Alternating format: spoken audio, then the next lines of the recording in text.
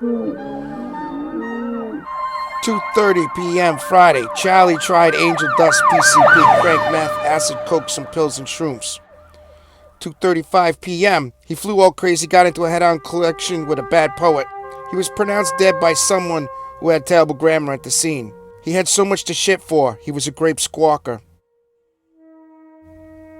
Charlie was trying to impress his friend Charlotte, but the facts are, Charlie was on drugs and tried to dive bomb a giant blue van. Sooner or later, drugs get you dead. Don't do drugs.